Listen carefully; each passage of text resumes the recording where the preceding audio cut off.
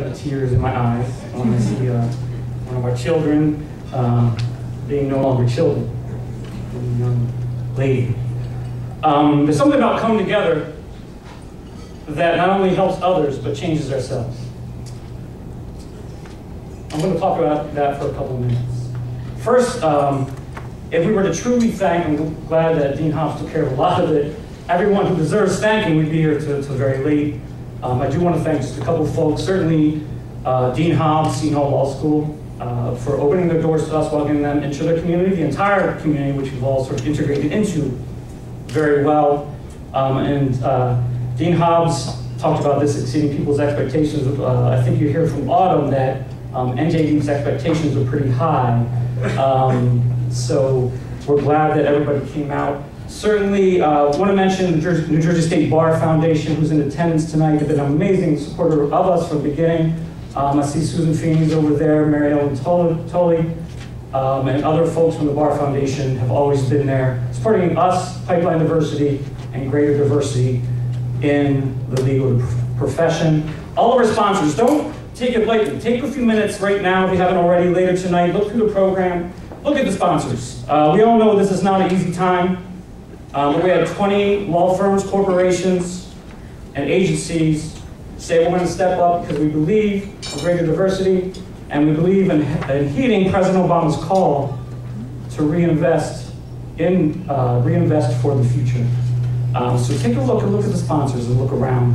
If I don't want to list them all, Advisory Board 2, who started talking about this very presciently in November, about the need, desire to do this when we started to put it together.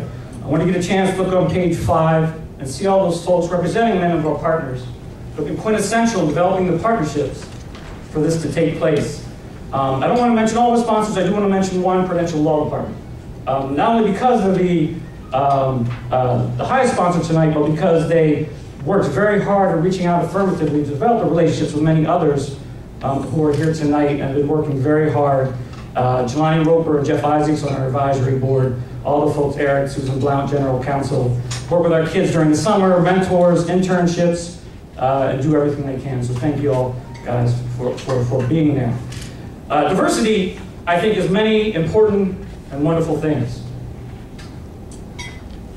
I think for NJ LEEP, when I think about diversity, I think about foundations. Foundations. When Autumn talks about how she comes and works with us, talking about Harvard Law School, and our message to her is a message with every one of our students is you absolutely have every ability in the world to be in Harvard Law School in 10 years, but let's talk about what you're doing today to get there. Foundations. We're really proud of our parent company, Legal Outreach.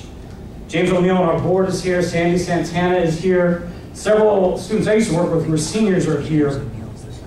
One of the most amazing facts, there's a few amazing facts about Legal Outreach. One is, since they've been doing this 4-year college-bound program, 99.6% of their graduates have gone on to college. The students here tonight talking about choosing between Cornell and Swarthmore, hard choices that they've been accepted to. Well, really, one of the most amazing stats to me about Legal Outreach, and why I think we're getting there, but we have a ways to go, is that while nationally, 1/3 of African Americans and Latinos who begin college graduate in 6 years. That's only a third.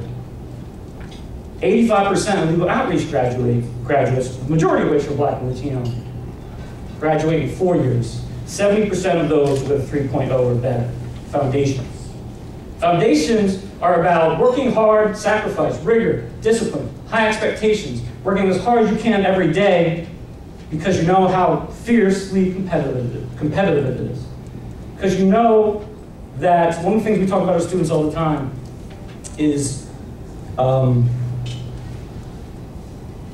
need to dig to the deepest level. The need to build the strength through character, build the academic skills to get over all those hurdles. I think, diversity to me in foundations is about the work we're doing with our students, but to me it's intimately connected with the things we're facing in society, the things we need to accomplish.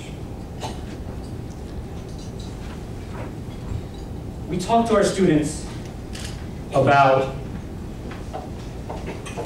the need to not give in to quick stimulation, the need to delay gratification, the need to build something for the future.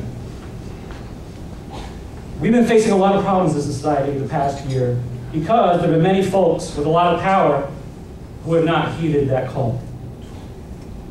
There have been many folks in the past several years that have taken us places without paying attention to reality.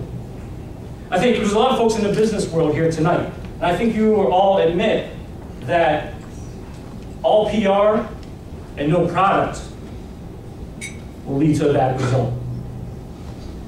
Our kids have done an amazing job training so that they can come off as being very mature, and that's an important thing. Y'all been saying it's a great thing to know how to shake someone's hand. It's a great thing for all to come up here and present and to look mature, and believe me, they have come a long way. But we will never settle for that, okay? Because it's too easy. I'm sorry, it's starting to hit me. I have to be real, okay? It's starting to hit me because it's too easy, right? You get a kid from Newark, and they start getting mature, and they come off, and they shaking hands, and it's a great thing. You know what?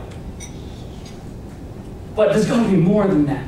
They've got to keep working hard on grammar and writing and constitutional law debates. It's all of that stuff because it's extremely competitive out there. And when we look at a student,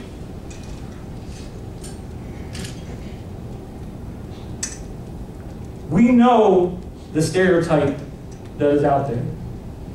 And we do not see our students through the eyes of the stereotype. We see our students through the eyes of potential. Foundations,